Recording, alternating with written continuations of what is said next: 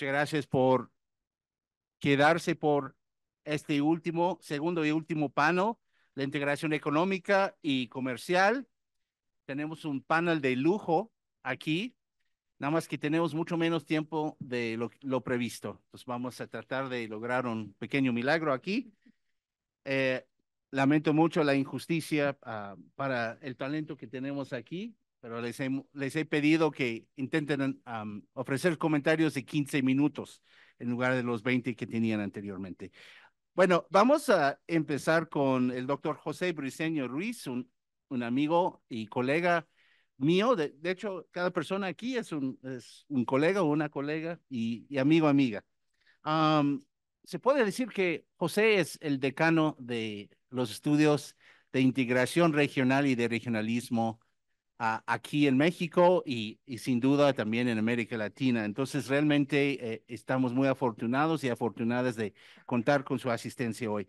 Cuenta con estudios de licenciatura de la Universidad de los Andes en Venezuela y posteriormente estudió su maestría en Inglaterra, en Durham, y su doctorado en Aix-en-Provence, en Francia. Tiene una trayectoria demasiado larga como para compartir en este momento y en el interés de ahorrar tiempo para su presentación, le paso la palabra. Adelante.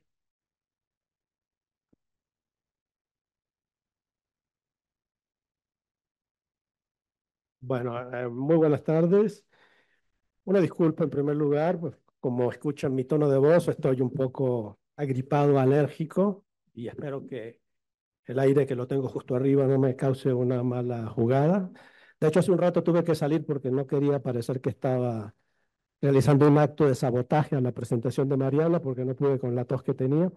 En primer lugar, disculpas por eso, y en segundo lugar, un rápido agradecimiento a Thomas Legler, a la Ibero y por supuesto al Instituto Matías Romero, todos los que organizaron este evento, por la gentil invitación para participar en el mismo. Yo voy a hablar, a mí me pidieron hablar del pasado, del presente y del futuro de la integración latinoamericana. Y ya eso me pareció una cosa para 20 minutos enorme, porque hablar de la integración latinoamericana de su pasado es hablar de 200 años. ¿Eh? La idea de unidad latinoamericana comenzó en la época de la independencia. Y luego hemos tenido todo un siglo XIX complejo, el siglo XX desde la CEPAL, desde el 1960 con la LALC. Por eso yo prefiero concentrarme en el presente y quizás hacer algunas reflexiones, quizás no me alcance el tiempo, sobre el futuro. Y en el presente de la integración latinoamericana, yo creo que hay cierto consenso que estamos viviendo un momento de crisis. La literatura sobre crisis de la integración latinoamericana es vastísima. Si uno hace una búsqueda en Google Académico, Integración América Latina, Crisis, el número de resultados va a ser vasto. Porque además tenemos los latinoamericanos y los europeos que estudian América Latina, eh, los norteamericanos que estudian integración latinoamericana, todos tenemos una obsesión por hablar de las crisis de nuestra integración. Somos obsesivos hablando de la crisis, ¿no? Y a pesar de las crisis, la integración se mantiene. Entonces, yo lo que quiero acá es hacer una breve reflexión, la siguiente, por favor, sobre los factores que explican la crisis. Yo creo que hay factores estructurales de la crisis y hay factores coyunturales. Y por apenas dispongo de 15 minutos, es imposible que pueda abarcar los dos. Quiero concentrarme en los que yo considero factores coyunturales, porque los factores, no, perdón, estructurales, porque los factores coyunturales han sido de alguna manera analizados en las sesiones previas. Se habló, por ejemplo, del impacto de China, del conflicto de transición de poder hegemónico entre Estados Unidos y China. Eso tiene un impacto en América Latina, la guerra, la creciente conflictividad internacional, ¿no? No solamente la guerra en Ucrania, sino también, ahora más recientemente, el conflicto en Palestina. Esta situación tan, digamos, inestable políticamente, no sé si inestable es la expresión exacta, de ciclos políticos, de inestabilidad política en América Latina. Por ejemplo, si alguien me fuera dicho a mí en 2019 que Javier Milei iba a ser presidente de la Argentina, difícilmente lo fuera creído. Honestamente lo digo, ¿no? Como académico, como analista además del cono sur latinoamericano. Sin embargo, es presidente y no tiene ningún interés en la integración latinoamericana, para poner un caso. Entonces, esos son elementos muy de la coyuntura que estamos viendo que no son menores, que tienen un impacto significativo en la forma como la integración y la cooperación en América Latina funciona, pero no son a esos factores a los que le voy a prestar atención. Yo prefiero concentrarme, por favor, en los factores que defino estructurales. Yo creo que hay problemas que están presentes en la integración latinoamericana mucho más allá de que si es un gobierno de izquierda, que si es un gobierno de derecha, existieron durante el periodo de la Guerra Fría cuando se creó la LAL o se creó el Pacto Andino, existieron en el periodo del momento unipolar de la década del 90 con Estados Unidos como líder mundial, cuando en América Latina se desarrollaba el regionalismo abierto, existieron con los gobiernos de izquierda y este periodo de transición que estamos viviendo durante el siglo XX, son problemas estructurales que están más allá de particulares momentos en la integración latinoamericana. Yo creo que esos cinco problemas, uno tiene que ver, los dos primeros se relacionan, es que la interdependencia regional, a pesar de la retórica unitaria que tenemos, historia común, pasado común, lengua común, etcétera, pero la interdependencia regional en América Latina sigue siendo muy baja. Y voy a dar, porque coincido con la secretaria Alicia Bárcenas, que los números ayudan mucho. Voy a dar muy brevemente, porque no dispongo de tiempo, números para demostrar esa interdependencia tan baja. La interdependencia se relaciona con un tema no menor, que tiene que ver con los procesos de integración económica. No existe un consenso sobre qué modelo de integración económica queremos en América Latina. Si miramos los últimos 70 años desde la creación de la LAL, empezamos 20 años de los 60 hasta el inicio de los 80 de un modelo de integración al servicio de la industrialización regional, con políticas proteccionistas. No necesariamente era un modelo totalmente cerrado al mundo, porque había algunas perspectivas de largo plazo de abrirse al mundo, pero sí hay que reconocer que era un modelo en el cual el Estado, como promotor de la industrialización, quería utilizar un mercado regional para alcanzar ese objetivo.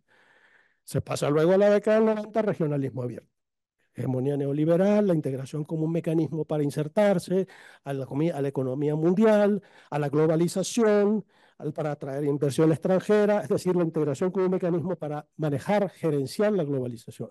Llegamos en el nuevo milenio, el ciclo llamado de gobiernos progresistas, la ola rosa, como también lo llaman, de nuevo el retorno de la agenda del desarrollo, el retorno de la idea de integración productiva y industrialización, y así vamos, ¿no? Dando, y no llegamos a un consenso mínimo sobre qué tipo de integración, porque además a mí me preocupaba mucho, después que terminó la ola rosa, ver esa lógica de borrón y cuenta nuevo que vi, por ejemplo, en el Mercosur, querer destruir todo lo que se hizo en el periodo de los gobiernos de izquierda. Algo también hicieron los gobiernos de izquierda con lo que se hizo en la década del 90, como si se pudiera cortar esos procesos cuando hay una continuidad y las cosas buenas que se pudieron haber hecho en un periodo se les debe dar incluso continuidad.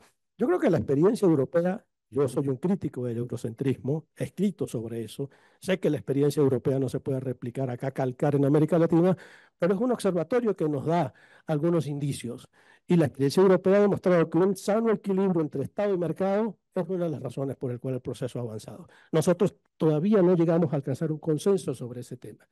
Eso nos lleva, y si quieres, por favor, a la anterior, no, un poco más adelante, no, la anterior no, la siguiente quise decir, discúlpeme, a esto, los datos de la interdependencia económica. Voy a utilizar dos casos, uno es el Mercosur y otro es la Alianza del Pacífico, y estoy midiendo el porcentaje de comercio intra. Ven ustedes en la forma zigzagueante, cae, vuelve a subir, tiene periodos en que sube, crece mucho, vuelve a caer. Cuando hay un proceso de integración exitoso, la línea se hace arriba. La línea no es así. Ahí hay algo que está pasando con el comercio interregional. Lo primero que mide la interdependencia dentro de una región es su comercio. No, podemos medir inversiones, otros temas, pero el comercio es fundamental.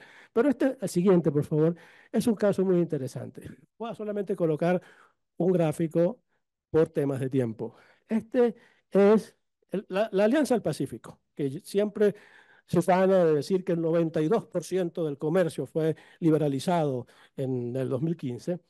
El comercio de cada país de la Alianza del Pacífico con sus socios desde 2011, que hemos utilizado como referencia porque fue la Declaración de Lima, hasta 2020 lo uso como referencia porque fue el año prepandemia, en casi todos los casos cayó.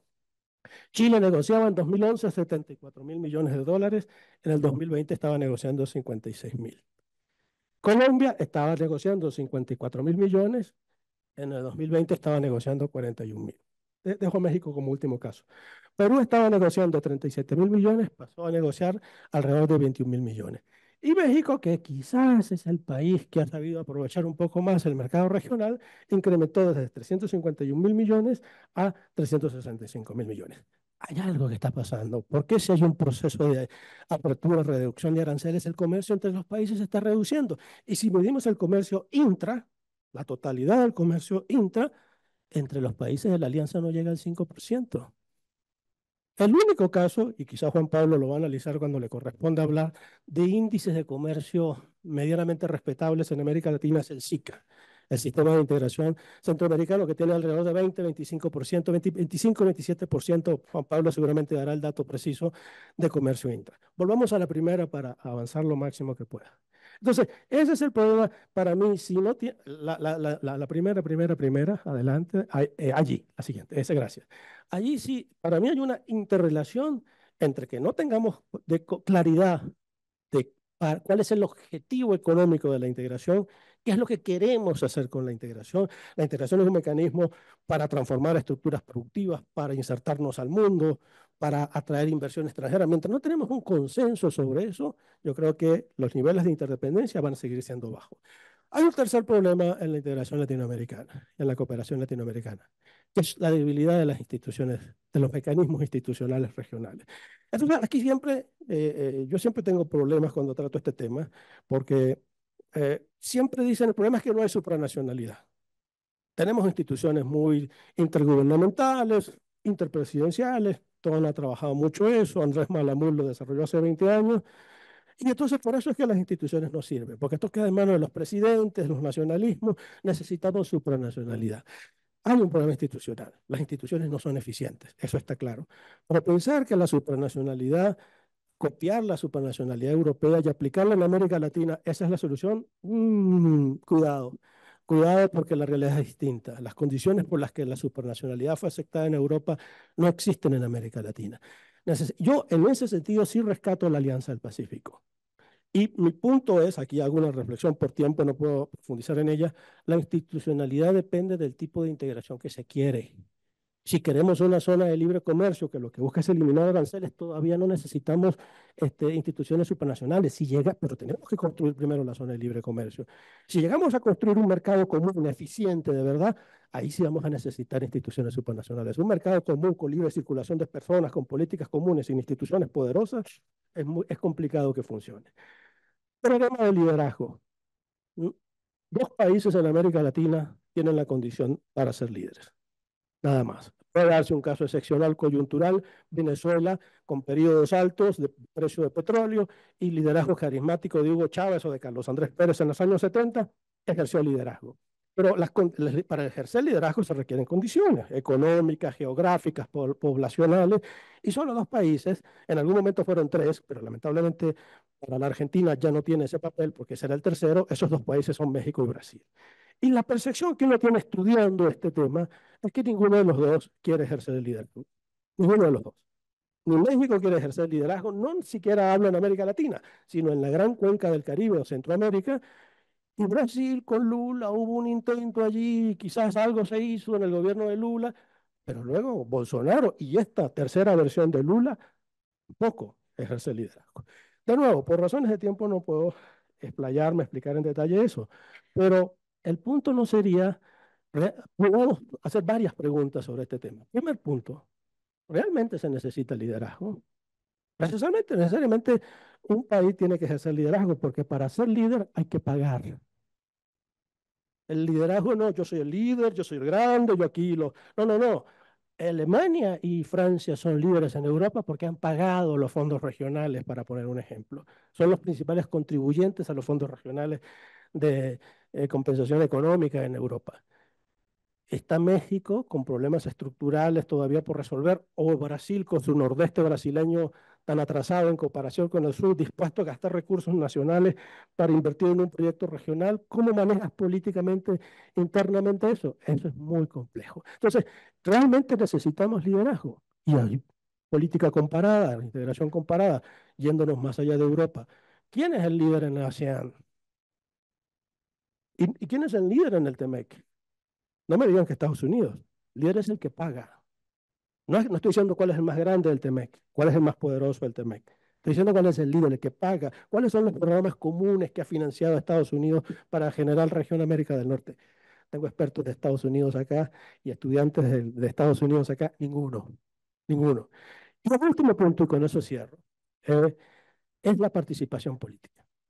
Si los actores políticos no sienten la integración como suya, como algo que les involucra, y con ello me refiero, en primer lugar, a los actores económicos, a los empresarios, un espacio en el cual puedan hacer negocios con ciertas garantías y pueden reproducir su capital, pero también a la sociedad civil, que siente que los problemas centrales de nuestra región están tratados en los bloques regionales, temas como por ejemplo la pandemia o las pandemias en plural, porque nos olvidamos ya de la pandemia, ya todo parece que fue hace 50 años y fue hace un año apenas, 2 años atrás, o temas como la migración, que lamentablemente los procesos regionales no trataron.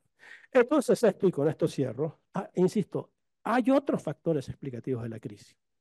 Hay factores externos muy poderosos. Nosotros somos una región muy afectada por las variables externas desde nuestra creación como Estados independientes. Yo no estoy desmeritando la importancia de esas variables externas, ¿no? Nuestra forma de inserción, etcétera, etcétera. Pero estos problemas estructurales que han estado en casi todos los ciclos de regionalismo en los últimos 70 años en América Latina, mientras no se haga un esfuerzo para tratar de resolverlos, yo creo que vamos a seguir los que estudiamos este tema generosa y prolíficamente hablando de crisis del regionalismo latinoamericano. Muchas gracias.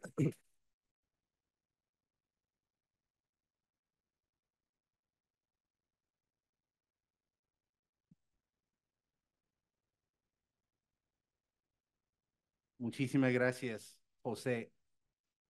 Brillante. Confío que con el tiempo que ahorramos, que habrá posibilidad de adentrar más en cuestiones coyunturales, ¿no? Eh, la próxima ponente es mi colega y amiga, la doctora Valeria Marina Valle.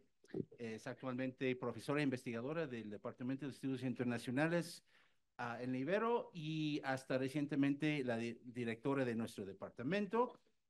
Es argentina, tiene su formación en la Universidad de El Salvador, en Buenos Aires, posteriormente su maestría y doctorado en la UNAM acá, así que se ve que hay relaciones muy fértiles entre las dos instituciones, en el caso obviamente de Valeria.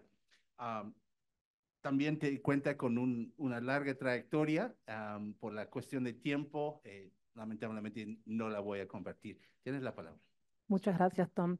Bueno, lo que no voy a limitar mi tiempo en mis presentaciones en los agradecimientos. Muchas gracias a ambas instituciones, al Instituto Matías Romero y a la Ibero, por haber organizado este maravilloso día de conferencias, de la quinta conferencia y el quinto aniversario de este Centro de Investigación Internacional.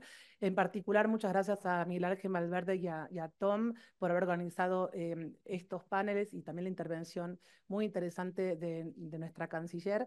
Y también, bueno, felicito al Instituto Matías Romero por sus primeros 50 años.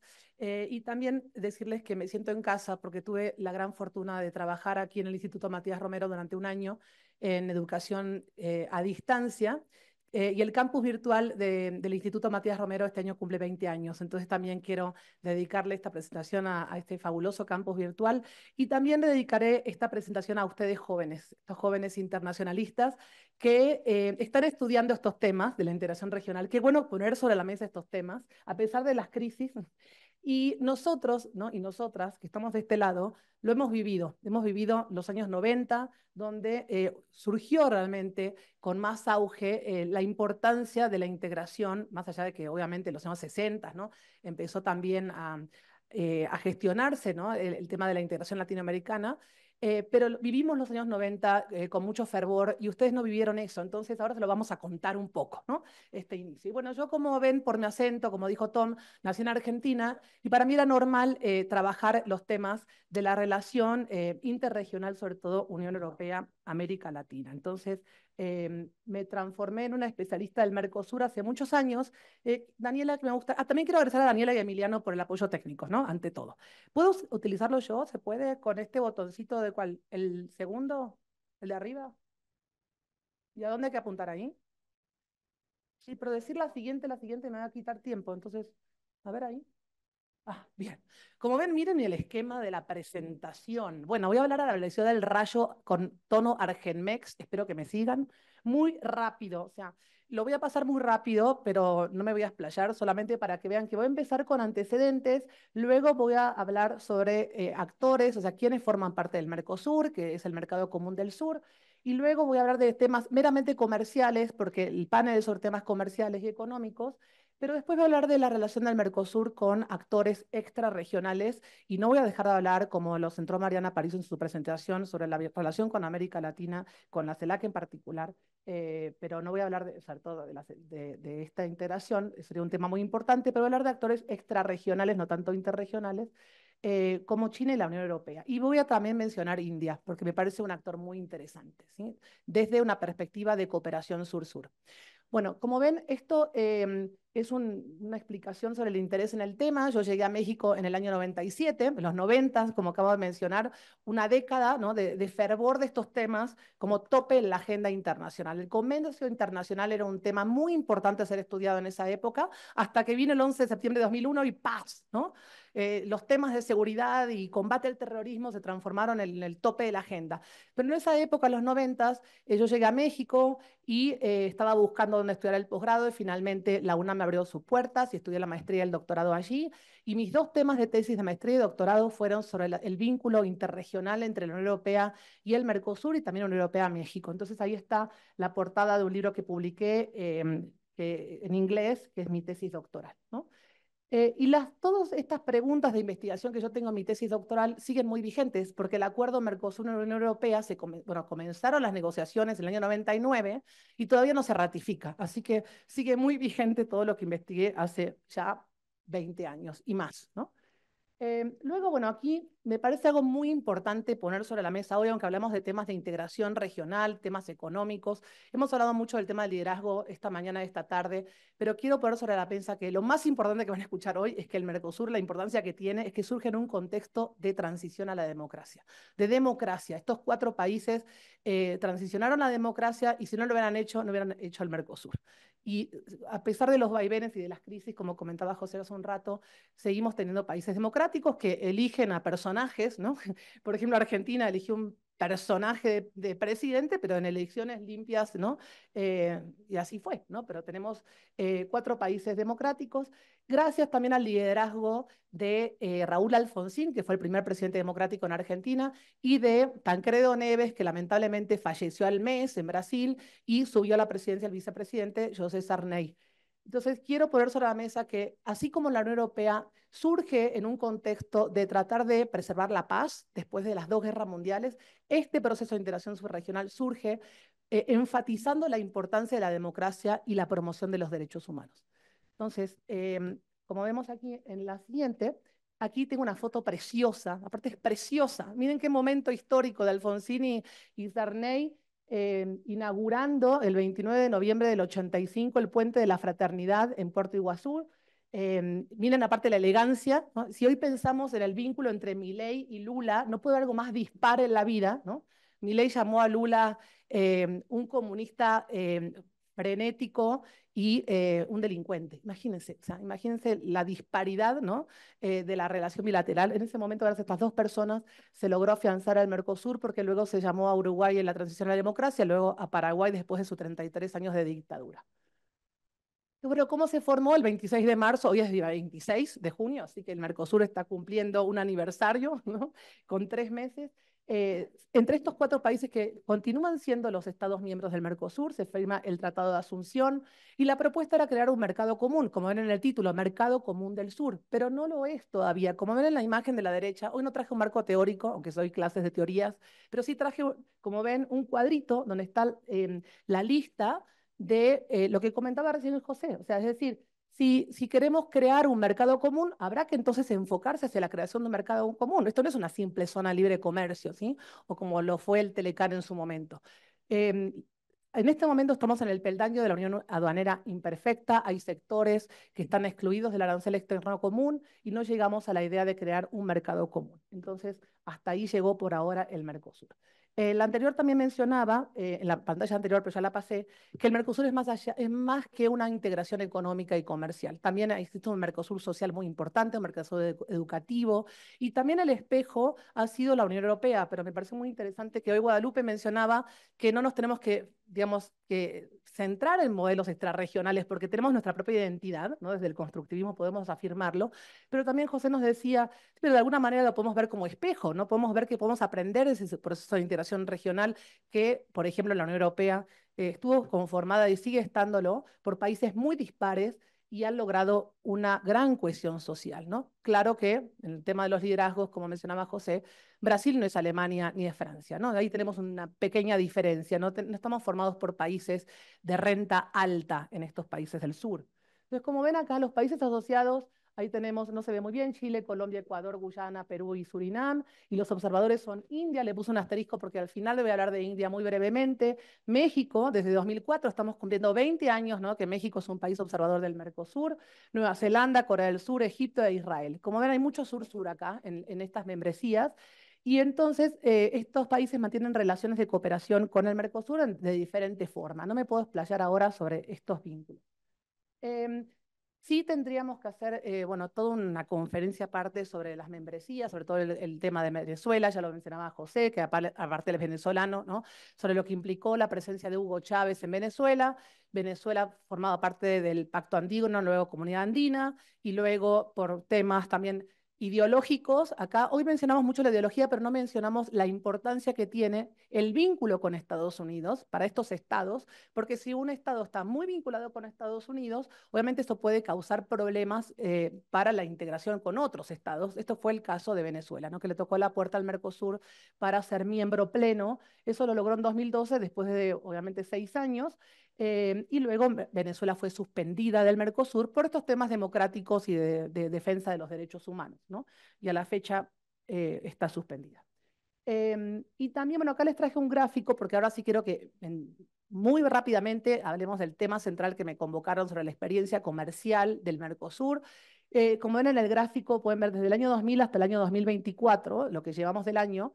En azul está ahí arriba, ¿no? Son las exportaciones del Mercosur, en rojo son las importaciones y en verde está la balanza comercial. Solamente vemos 2 años en los cuales la balanza comercial fue deficitaria. En general, la balanza comercial del Mercosur ha sido superavitaria. Vamos a explicar por qué hubo una caída de esa balanza comercial, fue en 2013-2014, por todos estos motivos, por la reducción de la demanda externa, por crisis económicas internas del Mercosur, por dependencia de bienes primarios. Esto es un tema terrible para el Mercosur, ¿sí? Aparte también es un tema terrible con el que fue su mayor socio comercial, que es la Unión Europea, y por temas del tipo de cambio. No tengo tiempo de explayarme ahora, así que voy a pasar a la velocidad del rayo. Espero no estar mareándolos con tanto tema rápido, pero sí tengo otros gráficos para afianzar lo que estoy diciendo. Es decir, acá vemos 5 minutos, voy a acelerar más todavía. Acá lo que vemos son los socios comerciales del Mercosur. En primer lugar está China, con 27.7% de las exportaciones del Mercosur. Estas son fuentes oficiales del Mercosur y están en inglés, se las voy a traducir muy rápidamente. Pero la Unión Europea significó durante muchos años y muchas décadas, ¿sí?, el principal socio comercial, pero también principal fuente de inversiones, que lo sigue siendo, y también el principal socio en la cooperación internacional. China superó a la Unión Europea. Y luego tenemos la Unión Europea con 13%, Estados Unidos con 11%, casi 12%, Chile el 3%, casi 4%, Singapur y luego el resto de los países con 41%. Está muy diversificado entonces, como ven, el tema de los socios comerciales del Mercosur. Acá lo vemos por productos. Como ven, acá hay muchos productos, obviamente primarios, ¿no? Vemos acá minerales, vemos todas las oleaginosas, vemos acá los minerales, que son los ores que están ahí, carnes, ¿no?, y sus derivados, cereales, azúcares, hierro, ¿no? Acá hay mucha materia prima de origen agropecuario y minera, ¿no? Y acá vemos acá el gráfico de pastel. Podemos ver también que en otros tenemos un 59%. O sea, acá tenemos una gran diversidad de productos exportados, desde petróleo, frijoles, hierro, otros, azúcar, etcétera, carne, etcétera. Ahora veamos las importaciones. China se ha convertido en el principal importador del Mercosur, ¿sí? Esto es muy importante, superando a la Unión Europea hace muy poco, ¿sí?, que ahora tiene el 20% casi, Estados Unidos con el 15%, Rusia 3.7%, y la India ahí figura, miren qué interesante, ¿no? con el 2,6%, y después tenemos el resto de los países. Otra forma de graficarlo de esta manera, ahí encontramos bastantes manufacturas, también como ven, como reactores nucleares, el tema de los minerales también, o las sustancias bituminosas, maquinaria eléctrica, otros vehículos, sabemos muchos automóviles, el tema de fertilizantes, ¿no? Lo digo así porque el tema de Alemania, por ejemplo, está muy interesada en mantener el acuerdo de la Unión Europea-Mercosur, porque hay compañías farmacéuticas, el sector automotor, que le interesa mucho este acuerdo, ¿no? Entonces acá vemos otra forma de graficarlo, sobre todo con el tema de las maquinarias, ahí me quedo. Y acá tenemos un gráfico de un artículo que escribió Rogelio Frigerio en el año 68. Imagínense, ya desde ese momento tenemos la preocupación de los términos desiguales de intercambio, y el Mercosur sigue exportando, como ven, muchos productos agrícolas y ganaderos, también mineros, pero también otro tipo de productos. Por ejemplo, Brasil le exporta a China aviones de Embraer, ¿no? Pero seguimos con este dilema de ser exportadores de materias primas. Y el tema de la relación Unión Europea, como ven, puse un gráfico de nudos, sigue habiendo nudos, trabas en las negociaciones. Muy rápidamente lo voy a contar en las siguientes pantallas. China, desde su ingreso a la OMC en 2001, se ha convertido en uno de los principales socios comerciales de los sures globales. Y, tengo 2 minutos, me tengo que súper apurar. Y el Mercosur no es una excepción. Acá les traje una imagen que para mí es paradigmática, ¿sí? Porque me acuerdo que esto lo estudiaba en esa época, así en 2004, ¿sí? Ya hace 20 años, el presidente de China, Hu Jintao, se paseó por América del Sur, pero así como hoy vimos con la presentación de Mariana, que tenemos una vinculación interregional con China desde la CELAC, a China le interesa dividir y reinar. O sea, no fue al Mercosur en esa época, fue a Brasil, prometió inversiones, fue a Argentina, prometió inversiones, divide y reina, ¿sí? Lo mismo hace un poco Rusia, ¿sí? Entonces, como vemos, esto se ha transformado en que hace 20 años que China realmente está muy presente en el comercio del Mercosur, en las inversiones y exportaciones e importaciones, y acá vemos los números, ¿no? Entonces, esto ha significado un cambio de los últimos 20 años. Me tengo que apurar porque Tom me va a sacar la roja en cualquier momento. Ya me sacó la amarilla, entonces me tengo que apurar. Aquí les traje algunos nudos que están presentes desde cuando yo estudiaba estos temas en mi posgrado en la UNAM. Como ven, ¿por qué? O sea, ¿por qué se traba un acuerdo con el principal socio comercial, principal fuente de inversiones y de cooperación durante tanto tiempo, donde era una vinculación también genealógica, ¿no? Muchos argentinos y argentinas tenemos el pasaporte español, italiano, polaco, alemán, etcétera, ¿no? Tenemos un gran vínculo social con Europa y la Unión Europea. Entonces, el tema agrícola es el número uno, ¿no? Habrán visto las noticias, ahora voy a presentar, de los tractores franceses bloqueando las carreteras, yendo hacia París, y protestando por el acuerdo negociándose con el Mercosur, lo mismo en Alemania. La política agrícola común ha sido una gran crítica al Mercosur por los subsidios agrícolas a los países europeos y los productores europeos, básicamente, ¿no? Y por otro lado, la Unión Europea ve al Mercosur como un gran competidor, sobre todo agropecuario. Luego tenemos, bueno, la crítica que la política agrícola común europea no se reforma, la diferente concepción de la agricultura, el tema de, bueno, la traba de 2024 y 2023 ha sido la crítica de la Unión Europea, sobre todo del presidente Macron, de poner sobre la mesa el tema ambiental, ¿no? El tema de la sustentabilidad, que el Mercosur no está cumpliendo con normas específicas de sustentabilidad y que el acuerdo está viejo y hay que modernizarlo en términos de sustentabilidad. Luego, los impactos en el bienestar, las crisis socioeconómicas recurrentes del Mercosur y más, como ven, el tema de la cohesión interna del Mercosur, tipo de bienes exportados de cada parte, la postura de Brasil. Brasil critica a Europa, bueno, y los servicios, ¿no? Todos sus subsidios en servicios. Entonces hay un montón de críticas y los números son de los dos lados, ¿no? Y continúan. Y acá, bueno, lo que les comentaba de los tractores, ¿no? Los agricultores franceses presionan al gobierno de Emmanuel Macron y ahora bueno, con todo el proteccionismo que viene de la ultraderecha de Europa después de las elecciones del Parlamento Europeo, imagínense, esto se va a seguir bloqueando, ¿no? Entonces, como ven, en Alemania también ha habido rebeliones, a pesar de que Alemania, como dice ahí, el apoyo al acuerdo, porque hay una gran parte del sector privado alemán que está de acuerdo porque está de acuerdo con los intereses que respalda este acuerdo. Y llego a India, Tommy, esto es mi último punto de la presentación. Me parece un tema muy interesante de investigar, ¿sí? La relación India-América Latina en particular. Gracias al Departamento de Estudios Internacionales tuvimos a una investigadora visitante de Nueva Delhi, la doctora Levi Camirra hace unos meses, que nos dio unas conferencias muy interesantes sobre este vínculo América Latina, bueno, India.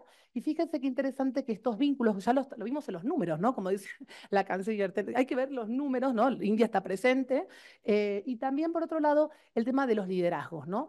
Ya desde la época, no solamente, como vemos ahí en la fotito, ¿no? De Lula con Modi, sino desde la época de Singh, de Gandhi, ya ha habido acercamientos entre India y Brasil. O sea, el actor que más ha impulsado este vínculo ha sido Brasil con India.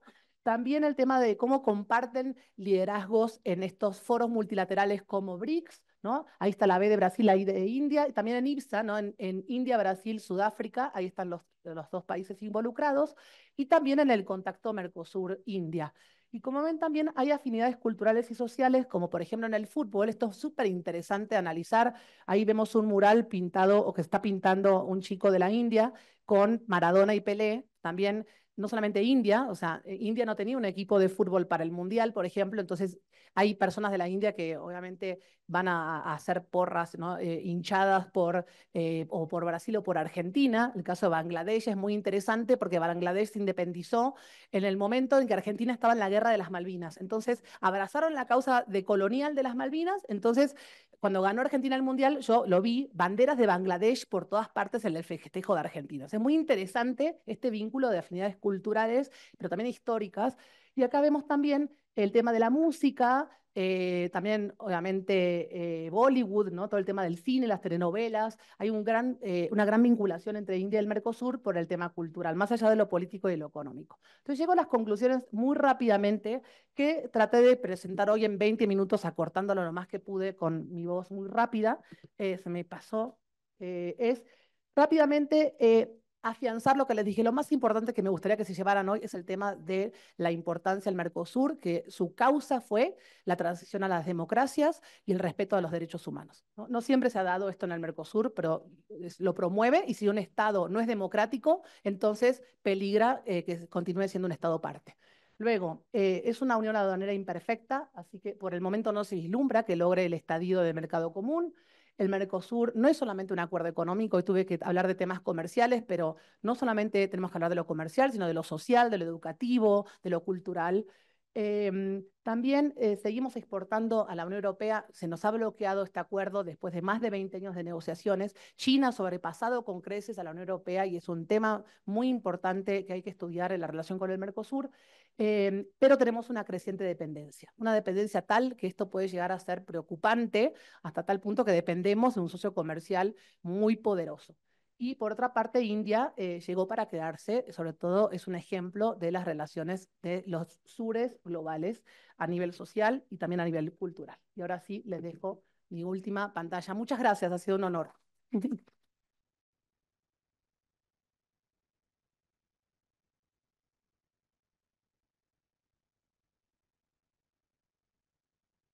gracias, Valeria. Ahora nuestro siguiente ponente es el doctor Juan Pablo Prado Layande.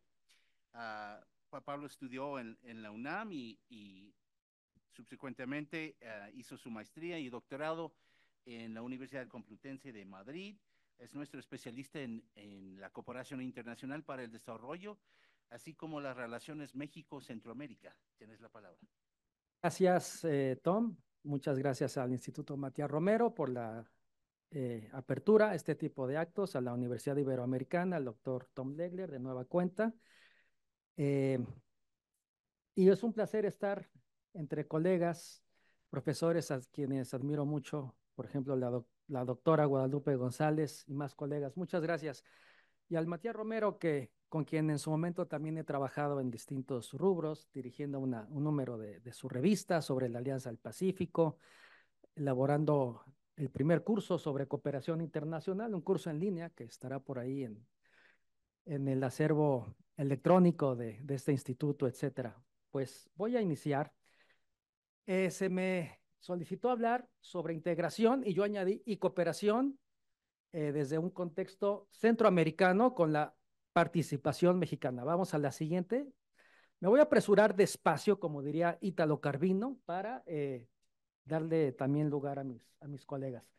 Empiezo con esta frase de secretario general del SICA, Sistema de Integración Centroamericano, donde ya hablaba de no construir muros que nos dividan, porque eso nos aleja en muchísimos sentidos. Y es lo que básicamente está ocurriendo desde distintas latitudes, no solamente desde el norte, sino también dentro del sur mismo. Por eso el precepto de sur global a mí no me gusta mucho porque no estamos cohesionados, no estamos unidos, no tenemos una sola voz, lo decía Guadalupe en foros y mecanismos regionales, globales, cuidadosos con el precepto de sur global. Vamos a la siguiente. Este es mi, gracias, por quien me está ayudando a pasar las diapositivas. Esto es lo que básicamente voy a abordar, menos del primer punto y más en los demás, porque se han tocado los primeros tópicos. Vamos a la siguiente, por favor. El contexto global, lo dijo Guadalupe, lo dijo José, lo han dicho todas y todos aquí, es complejo, no es afín, en pocas palabras, a la cooperación, a la integración desde una perspectiva más amplia, humanística, desarrollista, ambientalista. Se prioriza la cooperación militar desde un enfoque geopolítico, una enorme influencia y eso trastoca cualquier proceso de cooperación y de integración. En el contexto centroamericano eso se replica y por eso lo señalo aquí. Una enorme influencia de Estados Unidos y China en todo y en todas partes de manera asincrónica y atemporal y en cualquier tópico, en la integración también, para bien y o para mal. En años recientes, yo he señalado que hemos vivido el imperio de una agenda covidizada, migratizada y securitizada. Y esos temas anclan a la agenda global, regional y subregional, para bien y o para mal. El ascenso de más populismos y más nacionalismos, y aquí hay ejemplos desbordantes que no me da tiempo de señalar, los bilateralismos y unilateralismos por encima del multilateralismo y de los preceptos de la gobernanza global y regional.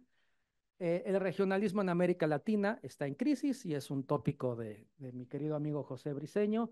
OEA, Mercosur, ALBA, UNASUR, PROSUR son figuras de distinta tonalidad y complexión institucional, desde luego, no son comparables, pero no pasan por buenos momentos, ni siquiera la Alianza del Pacífico, que me gusta tanto hablar de eso y que aquí enseguida se va a abordar.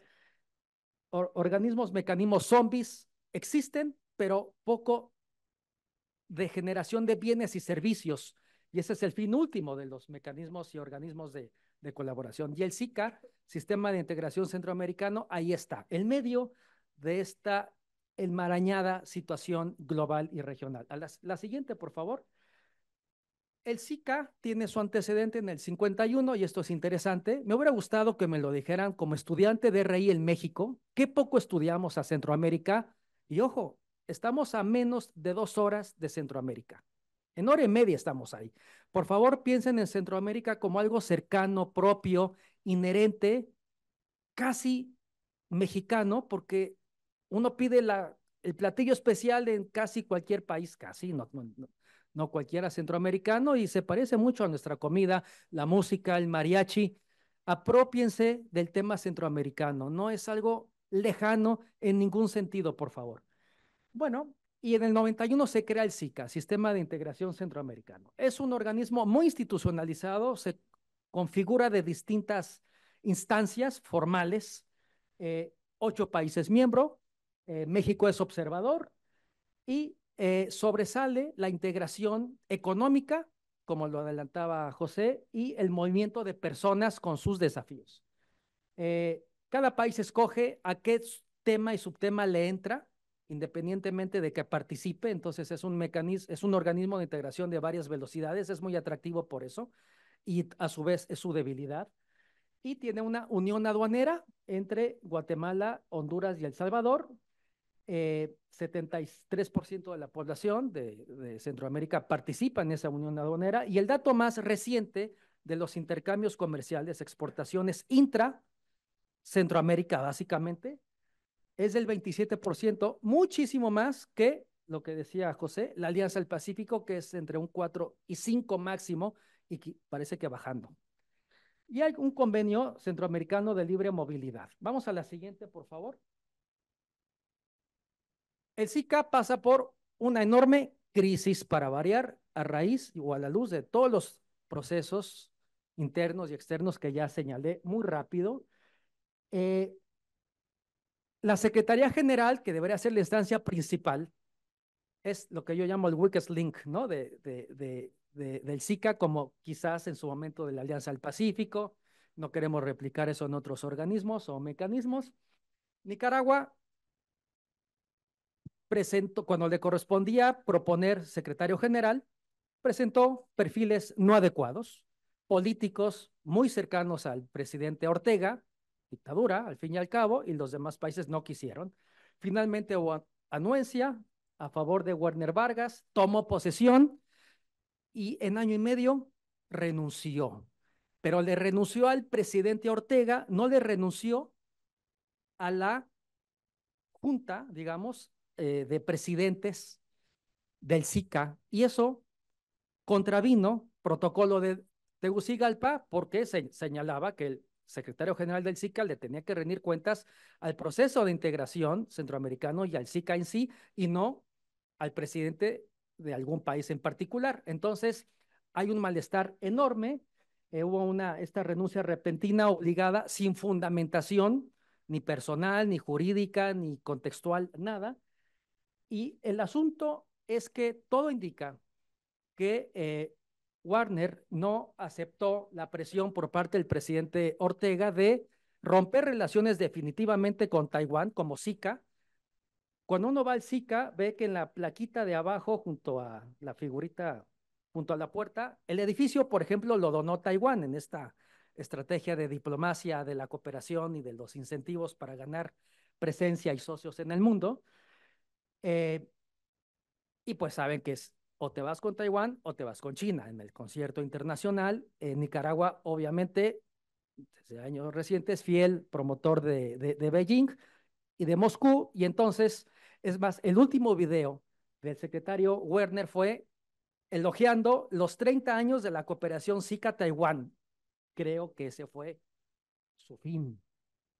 Vamos a ver. El tema está empantanado. Parece ser que en esta reunión de la OEA, los ministros de Exteriores del SICA se van a reunir, pero el tema es que SICA está en crisis institucional desde el corazón mismo institucional de ese organismo. 3 años sin secretario general, contabilizando el año y medio en el que Nicaragua exponía perfiles y los presidentes decían, este no, este no, este no. Todos hombres, por cierto, imagínense. Además, bueno, vamos a la siguiente, por favor.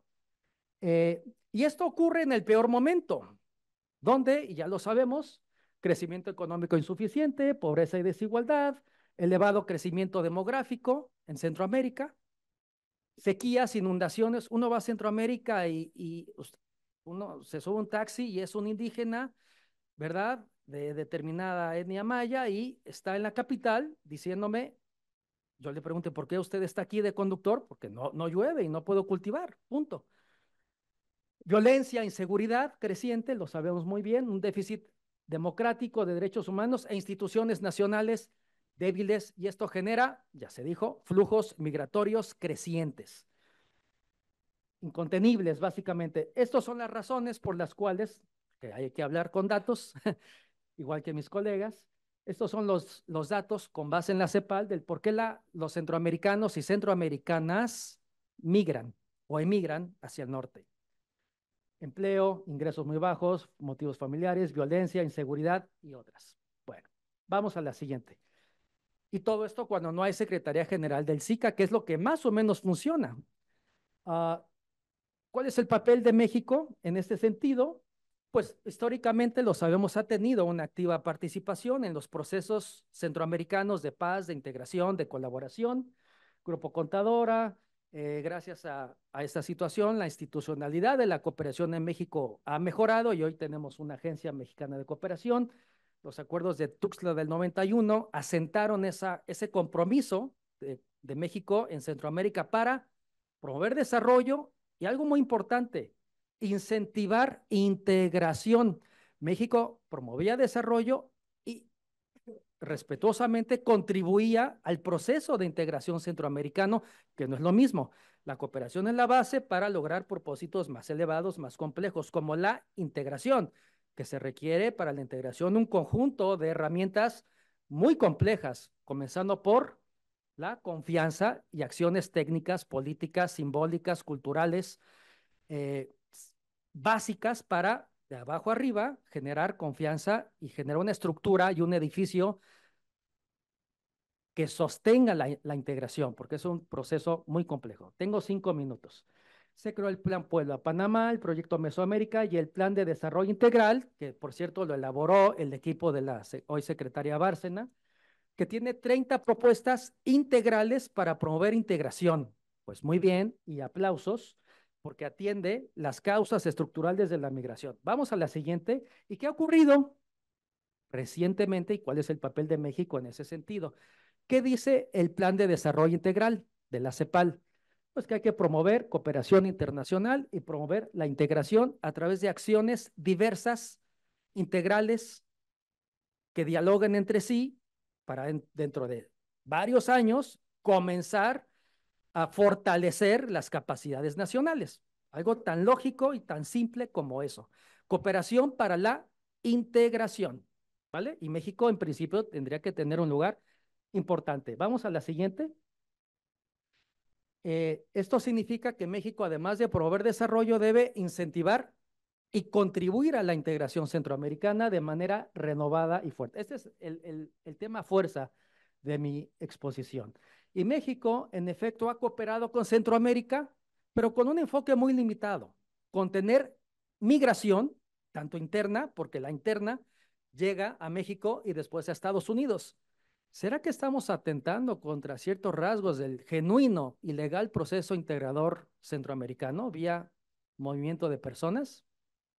Esta cooperación muy migratizada tiene como fin reducir migración, como dije, de Centroamérica a Estados Unidos a través de estos dos programas, Sembrando Vida y Jóvenes Construyendo Futuro, con un explícito contenido de contención migratoria. Si antes la cooperación existía para contener al bando opuesto, al socialismo, por ejemplo, ahora la cooperación se utiliza para contener a las migraciones, norte-sur e incluso cooperación sur-sur. No les cuento más porque me da un poco de, de escalofrío decir esto. Es posible, a partir de ahora, ya con 6 años practicando este tipo de colaboración, pasar de la contención migratoria al desarrollo y de nuevo a favorecer procesos de integración con mucho respeto, haciendo lo que nos pidan los amigos centroamericanos y no más. Vamos a la siguiente, ya estoy terminando. ¿Qué sugiero? No sé si hay aquí tomadores de decisiones, seguramente sí.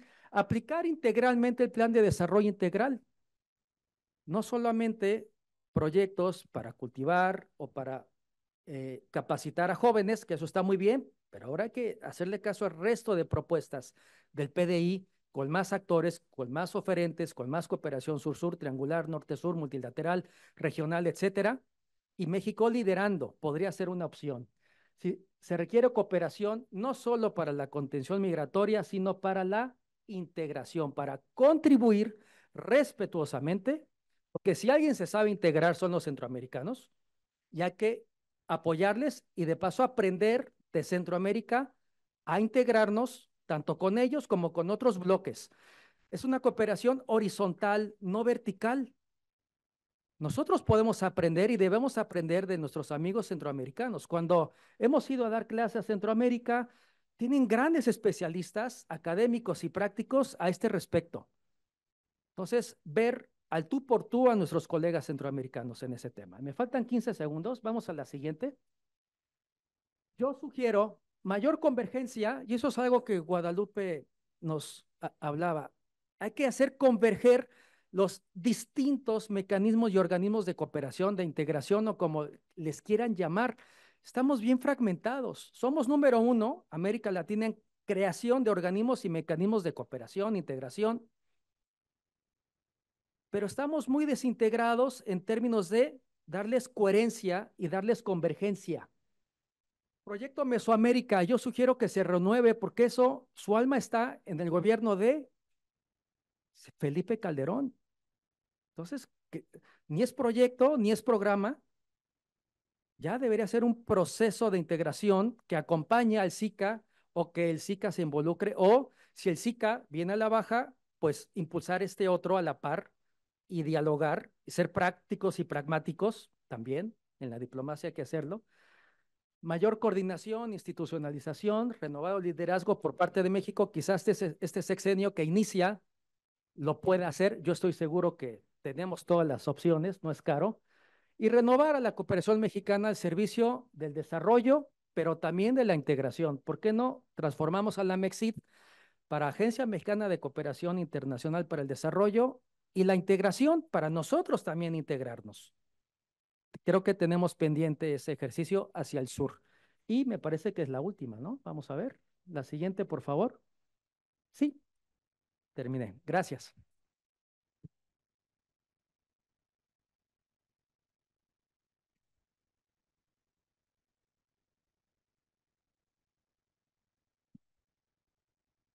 Y por último tendremos una presentación de la doctora María Esther Morales.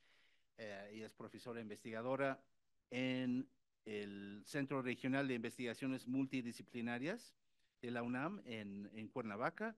Tiene su doctorado en economía, en relaciones internacionales de la UAM, y sus tópicos de investigación incluyen integración regional, inversión extranjera directa y empresas multinacionales, política exterior de México, América del Sur, América Latina. Adelante. Bueno, muchas gracias. En lo que se coloca la presentación, también yo agradezco brevemente aquí al Instituto Matías Romero, a la Iberoamericana, ¿no? Por esta iniciativa. Hablar de integración latinoamericana para los mexicanos que estudiamos integración es sumamente extraño, entonces la verdad es que yo me siento muy complacida, sobre todo también porque pues tengo la oportunidad ahora de ver a estos grandes referentes que pues nos han apoyado, ¿no? En darnos luces sobre estos elementos, como por ejemplo la maestra González, ¿no? Y por supuesto a uno de los mejores teóricos que tenemos en procesos de integración, que es el doctor José Briceño.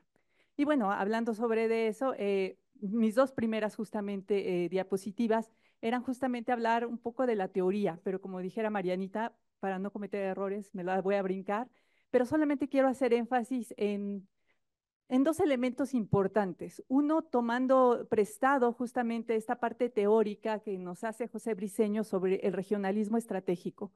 ¿Por qué? Bueno, yo llevo más de 10 años estudiando Alianza del Pacífico y a mí el regionalismo estratégico ha sido una de las grandes luces. ¿Qué es el regionalismo estratégico? Bueno, es esto derivado, este regionalismo derivado del regionalismo abierto que nos habló él, pero donde hay una alianza justamente entre empresas y entre los gobiernos para formar un proceso de integración. Desde mi perspectiva, creo que justamente los grandes ganadores, si ha habido grandes ganadores en la integración en América Latina y en el caso específico de la Alianza del Pacífico, han sido las grandes empresas multinacionales llamadas empresas multilatinas. Por el otro lado, también está el regionalismo líquido, que le debo justamente que me preste este concepto a la doctora Karina Mariano y otros que han escrito. ¿Qué significa? Que ha habido justamente muchos costos para el proceso de integración y poco beneficio. Y por eso los países latinoamericanos pues se la piensan en seguir en un proceso de integración. Entonces es más fácil hacer acuerdos extrarregionales que seguir internamente y por eso tenemos esos saldos tan poco, digamos, específicos sobre el comercio intrarregional. Así está pues contemplada mi presentación. El objetivo es sobre todo hacer énfasis en las mejoras, en estas oportunidades de mejora que podría tener justamente la Alianza del Pacífico. Ay, no sé qué hago. Bueno, esto era lo que yo les decía, que me estoy brincando, que ya se los expliqué sobre el regionalismo abierto, el estratégico, no sé por qué no brincan, o estoy haciéndolo al revés. Ahí está. Bueno, si quieres, entonces me puedes ayudar. La siguiente, por favor. Esto, bueno, pues ya se los mencioné. La siguiente, ahí. Bueno, esto era también ya lo que les mencioné sobre el regionalismo estratégico, el énfasis en las empresas, ¿no? y esta política comercial estratégica que a mí me ha servido para explicar por qué la Alianza del Pacífico tuvo una negociación tan rápida. La siguiente, por favor. La Alianza del Pacífico surge en el marco justamente del Foro del Pacífico Latinoamericano, una propuesta de Perú en el marco de la debilidad de la comunidad andina y bueno, pues la intención de acercarse con China. ¿Por qué hay una rápida negociación en que se cree justamente la Alianza del Pacífico? Bueno, hemos dado evidencia en algún artículo sobre la sincronía, las similitudes de la política comercial de los 4 países cuando la firmaron, ¿no? Y que eso, digamos, contribuyó a justamente a que hubiera una rápida coordinación entre la negociación de este proceso. ¿A qué me refiero? A una política basada en exportaciones, a similares, digamos, estrategias de regulación arancelaria, atraer inversión extranjera directa. Pero también había, digamos, algunos elementos que los hacían diferentes. La siguiente, por favor. Eso tiene que ver justamente con el hecho de que, por ejemplo, solamente Chile y Perú son países que tienen más acuerdos comerciales y de inversión firmados con los países de Asia-Pacífico. Si la idea era justamente ser una plataforma hacia Asia-Pacífico, ¿cómo era posible que ni México ni Colombia tuvieran, digamos, esta similitud, ¿no? Entonces había, digamos, ya aquí una debilidad importante en ese sentido. Entonces, bueno, pues ha habido, digamos, estos elementos comunes. También la idea de crear, digamos, una institución o crear instituciones que dieran sustento a la Alianza del Pacífico de forma, diría Sanauja, más light y selectivas, ¿no? Sin una estructura organizacional fuerte, que por eso es una de, digamos, de los grandes debilidades que se le critica justamente a la Alianza del Pacífico. La siguiente, por favor. Aquí lo que vemos es el comercio de América Latina y la comparación con la Alianza del Pacífico, no solamente el comercio intrarregional, sino el comercio en su totalidad. Si vemos ambas tendencias, corren de manera similar y ubicamos, digamos, 3 periodos importantes de caída. Primero, la gran recesión en el 2008-2009, la finalización del boom de las materias primas en el 2013 y, por supuesto, la pandemia. Pero si observamos algo importante es que ni América Latina ni la Alianza del Pacífico, el comercio se sitúa por debajo de su punto más bajo, que es justamente la gran recesión. De hecho, vemos una caída más suavizada en el caso de la Alianza del Pacífico que con respecto a América Latina en su conjunto. Por supuesto, habría que decir que el 70% de este comercio pues lo explica únicamente el tamaño de la economía mexicana, que pues es, como bien dijo la canciller, pues una máquina muy potente para hacer exportaciones. Y bueno, ahí lo coloco. La siguiente, por favor.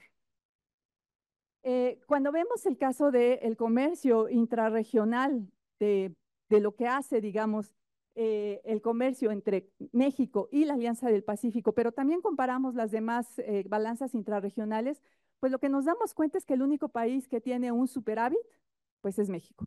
El resto de los países son deficitarios con los socios de la Alianza del Pacífico. Y bueno, cuando vemos ahí, sí es cierto, como bien nos decían todos nuestros compañeros, no ha habido un crecimiento sostenido, pero si ustedes recuerdan, pues eso, digamos, se entiende en el marco de toda América Latina. Yo por eso es que englobo, digamos, a lo mejor de manera tramposa, pues ver un panorama más amplio, más allá del 2011, ¿no? El contexto del comercio de la Alianza del Pacífico, verlo dentro de las tendencias regionales para poder dar una explicación. ¿Por qué México es el único país superavitario? Bueno, por la estructura de comercio. Mientras nosotros les vendemos manufacturas de alto valor agregado, pues ellos nos venden materia prima o manufacturas basadas en materia prima. Entonces, claro, el superávit pues es importante en ese sentido. Aún, digamos, con ese importante superávit, pues el comercio de México con la Alianza del Pacífico es totalmente marginal, apenas un 1%, ¿no? Entonces, eso da cuenta también, digamos, de la importancia que nuestra economía le está dando justamente a estos socios comerciales. Y bueno, yo me pregunto ahí un poco, ¿no? Si lo que pudiéramos hacer es graficar una línea de tendencia, veríamos, pues, evidentemente, si una gráfica, digo, una línea ascendente, ¿no? Entonces, cuando hablamos un poco de la paralización de este proceso o estas disputas que se dijeron, ¿no? Con Perú, a veces también yo me lo cuestiono y voy a intentar justificarlo un poco más cuando veamos la parte institucional. La siguiente, por favor. Aquí lo que observamos también es la inversión extranjera directa, nuevamente comparada, ¿no? La inversión de América Latina y la inversión de la Alianza del Pacífico. Nuevamente vemos que las tendencias son similares y que se repiten justamente estos 3 puntos de crisis. el 2008, la finalización de las materias primas y la pandemia. En el caso de la inversión, en comparación con el comercio, lo que vemos es que la caída de la inversión es mucho más pronunciada digamos aquí, la causa que tiene México estructural justamente aquí de jalarla.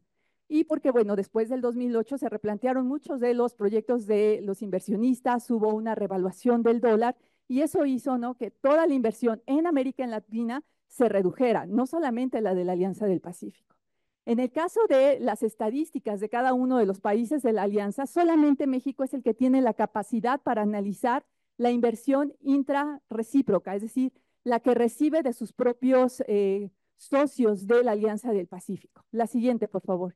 Y aquí es importante mencionarlo que digamos, los esquemas teóricos de la inversión tradicional, es decir, los postulados de Dunning, no nos permiten explicar cómo es la inversión recíproca en la Alianza del Pacífico, porque si siguiéramos estos postulados veríamos que las economías más grandes, Chile y México, deberían de ser las principales inversionistas y los principales captadores de la inversión. Y no es así.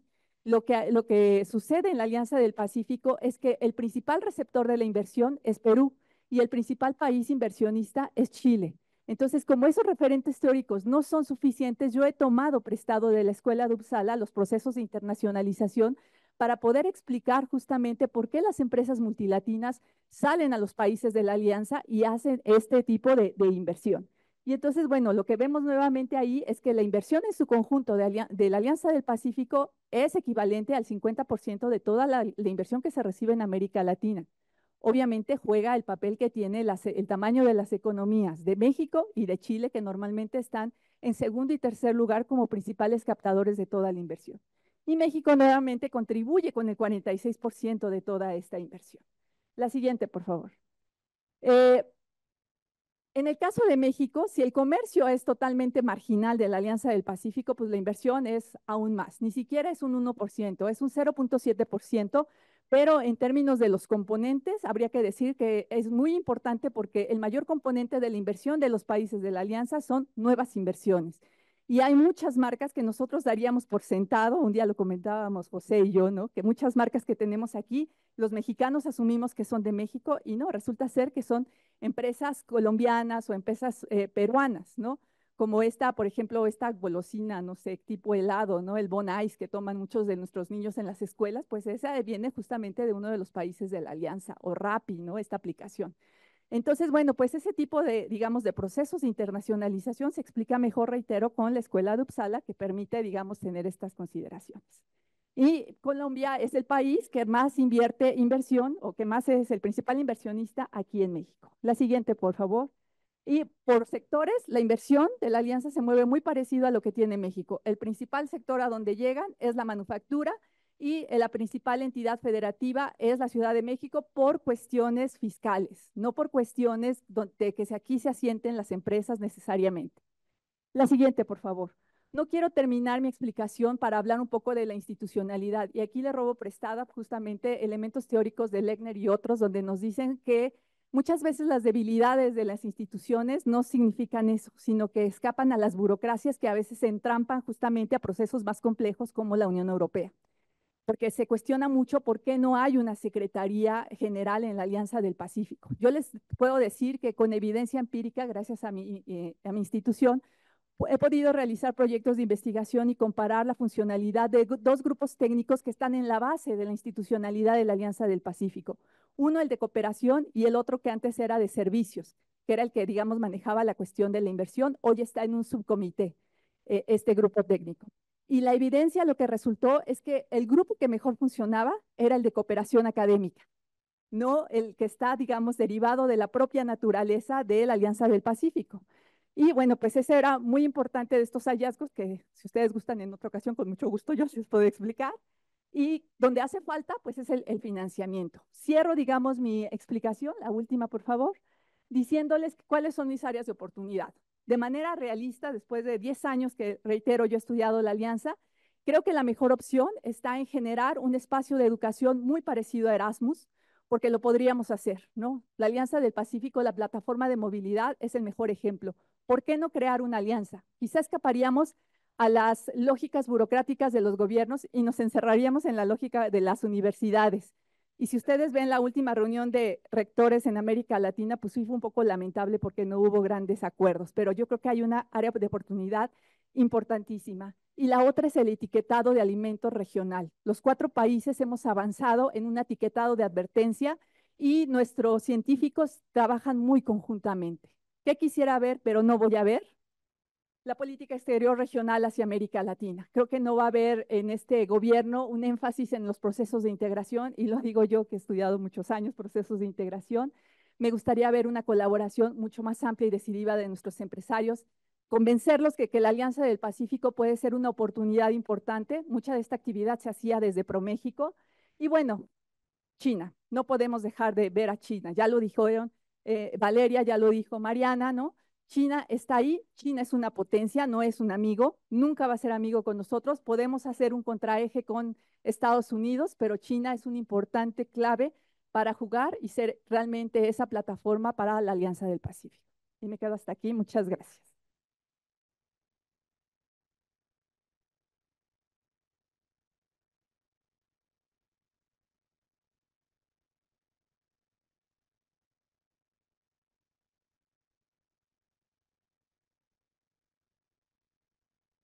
Muchísimas gracias. Ah, hemos recibido 6 preguntas.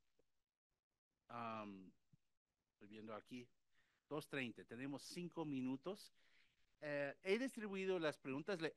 Les invito a mis compañeros y compañeras de leer las preguntas, identificar la persona que hizo la pregunta y responder muy rápidamente y concisamente a estas preguntas. Pues hay preguntas, hay una pregunta ahí que también te sirve.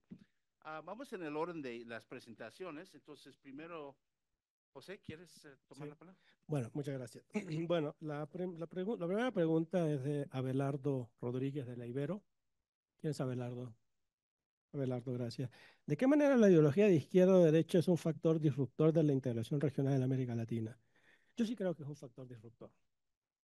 El seguir discutiendo la integración latinoamericana en términos de ciclos políticos y argumentando la superioridad del modelo que un ciclo presenta con relación al modelo que presenta el siguiente ciclo, nos lleva a una lógica de eh, mito romano de Sísifo, ¿no? Que llega hasta arriba y la piedra se le cae y comienza a construir de nuevo.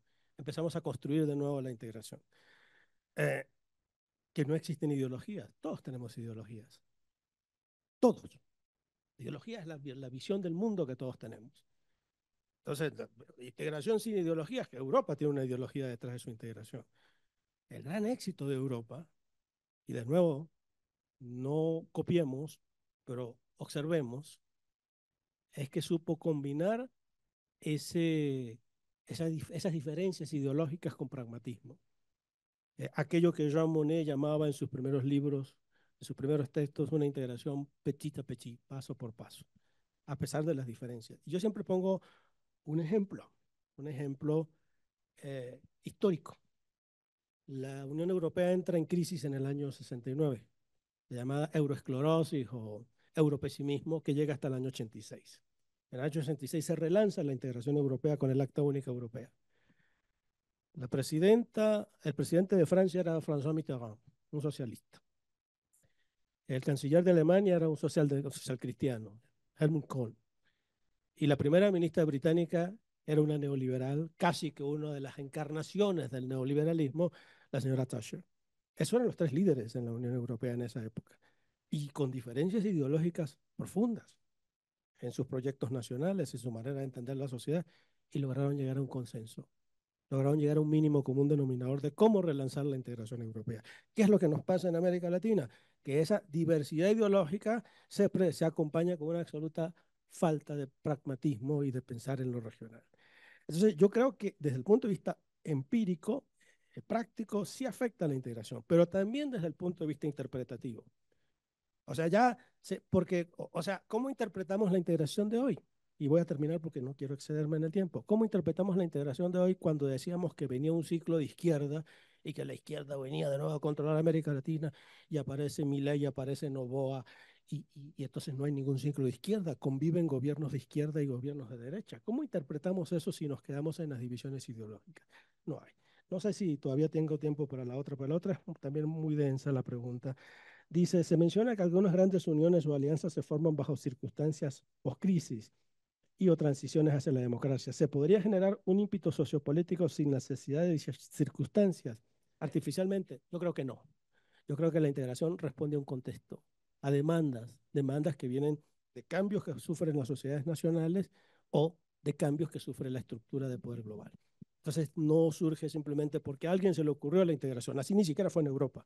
Sin entender la Segunda Guerra Mundial y lo que pasó en la Segunda Guerra Mundial, no se puede entender la integración europea. Sin entender el nacionalismo sustitutivo de importaciones de la CEPAL, no se puede entender la LAC y así podamos dar muchos casos más, pero no tengo tiempo para eso. Gracias.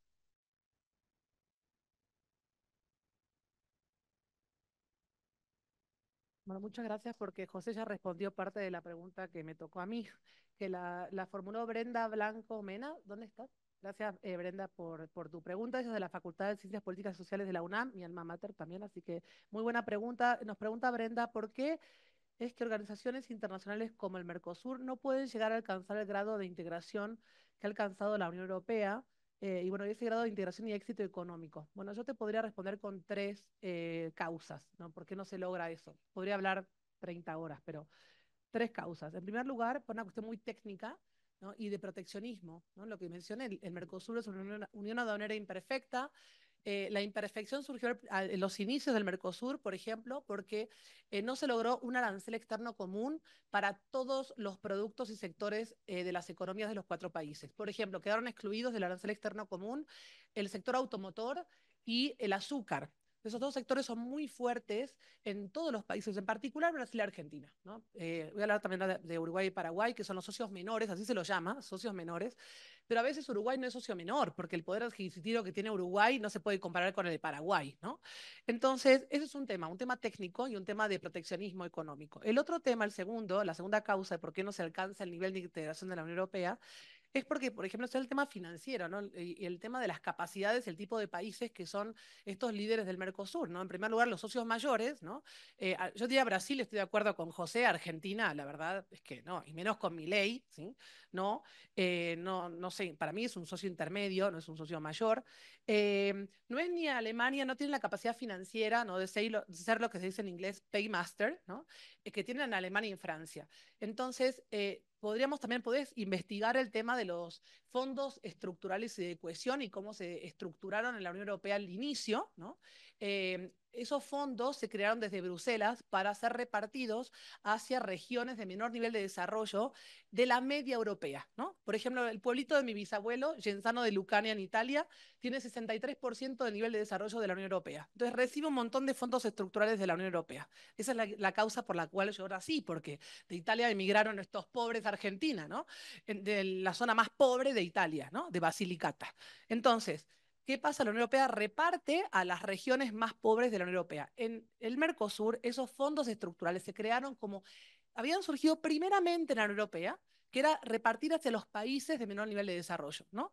Entonces, ¿qué pasa? Los fondos van mayoritariamente a Uruguay y a Paraguay, y como mencioné, Uruguay no es un socio menor en realidad por el nivel, tiene una población muy pequeña, pero a nivel de PIB y otras capacidades es mucho más fuerte que Uruguay. Entonces podría aportar mucho más Uruguay, por ejemplo, ¿no?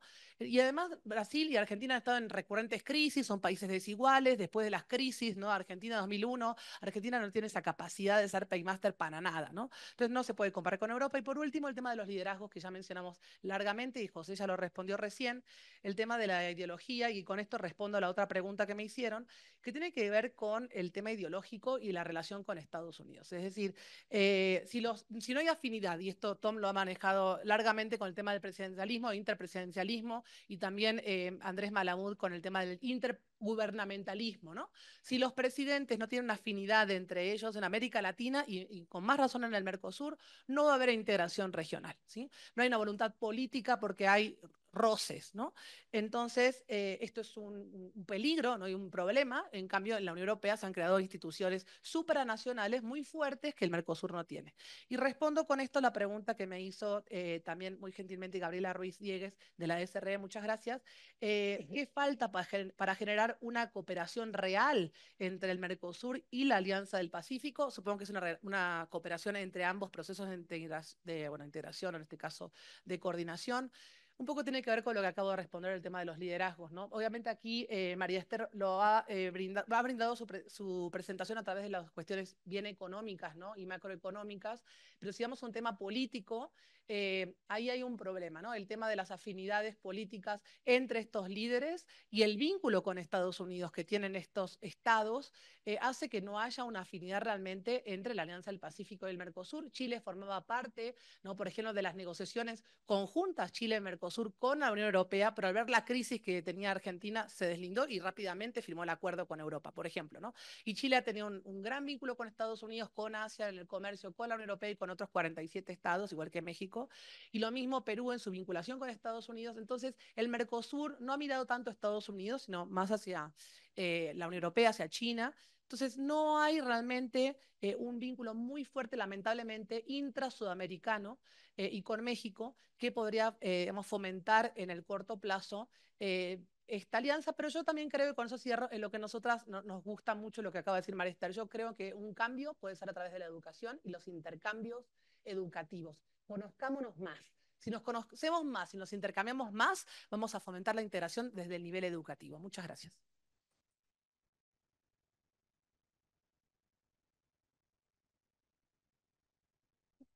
Ok, entonces rápidamente, nada más para seguir en la idea de Valeria. Cooperación económica entre los dos bloques Alianza-Mercosur evidentemente no puede existir por los elementos de proteccionismo que nos ha comentado esta Valeria. Uno es una unión aduanera imperfecta y la otra es una zona de libre comercio, ¿no? Entonces una es completamente abierta.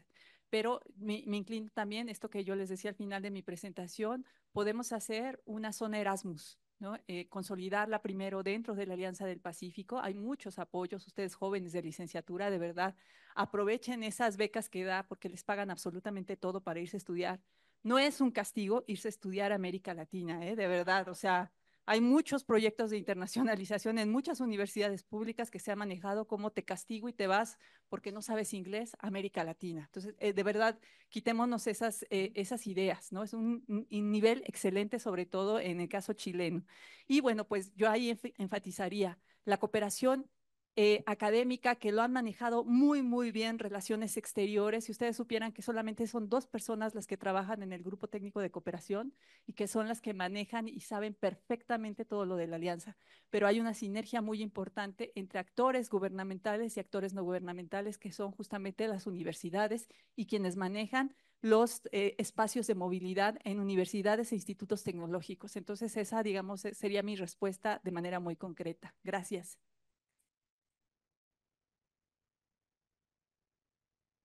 Gracias, Tom. Bueno, para responder a las preguntas y a las que me competen, bueno, a ver, cuidado con las ideologías, porque también cuando hay convergencia ideológica en lo general, puede haber desestructura o rompimiento de vínculos de integración.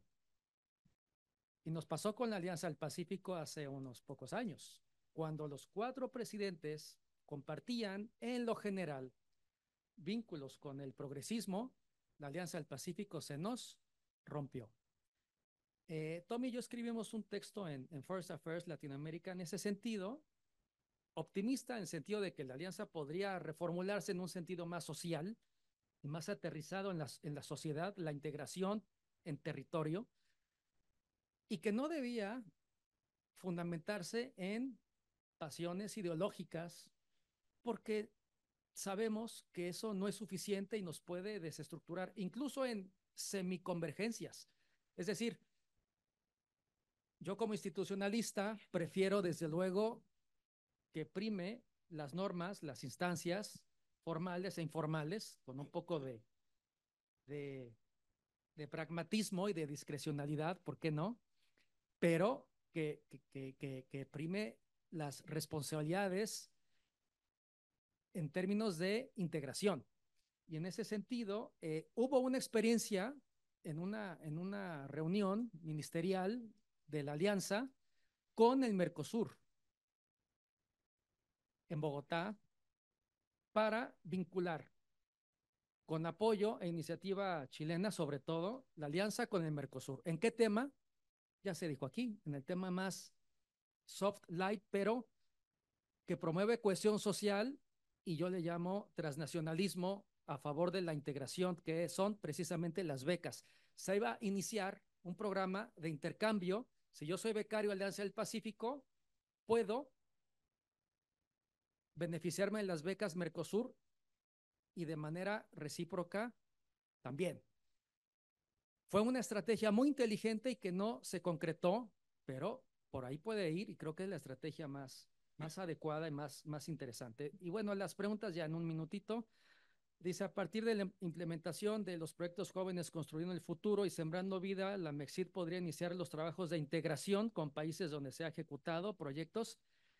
A ver, estas iniciativas me parece que son muy básicas, muy elementales, importantes, 100 millones de dólares invertidos en ello, pero es, digamos, que el piso de tierra para después construir cimientos y andamiajes más fuertes. Y no hay que inventar el hilo negro. Trade, not aid. Comercio tiene mucho más impacto y comercio justo, México, Centroamérica, que ayudas monetaristas con un poco de asistencias técnicas. Junto con lo que México ha hecho históricamente, cooperación técnica, científica, tecnológica, cultural, deportiva, política, en medio ambiente, en salud, en seguridad. Si no cooperamos en materia de seguridad con Centroamérica, ¿hacia dónde vamos? Tiene que ser una cooperación integral y no solo birregional, sino con más socios del desarrollo. El bilateralismo funciona poco, es más fácil, pero los resultados son más complejos de obtener. Entonces, las estrategias no son nuevas, están escritas, hay un acervo enorme en el mundo de la cooperación que nos pueden no dictar, pero sí orientar respecto a cómo reconducir la cooperación. Y la siguiente pregunta, 30 segundos. Desde el análisis académico, ¿qué papel y enfoque programático deberá poner la próxima presidenta mexicana a la cooperación internacional? Yo sugeriría una reforma estructural o una transformación de un segundo piso, digamos, de la cooperación mexicana, un cambio en todos los sentidos, la ley, la agencia, distintas orientaciones, enfoques, volver, y termino, una cooperación más integral, incluyendo al comercio, porque si es justo, es legítimo que el comercio integre a la cooperación, y disminuir transferencias financieras, porque eso se lo lleva, digamos que el viento o un huracán, y necesitamos cooperación que arraiga a personas en sus países de manera más permanente y más, digamos, eficaz. Gracias.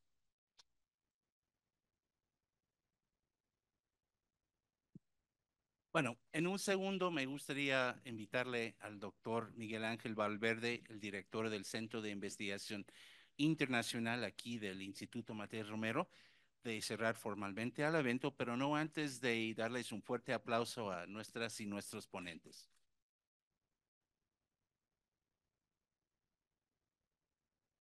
Muchas gracias, Tom.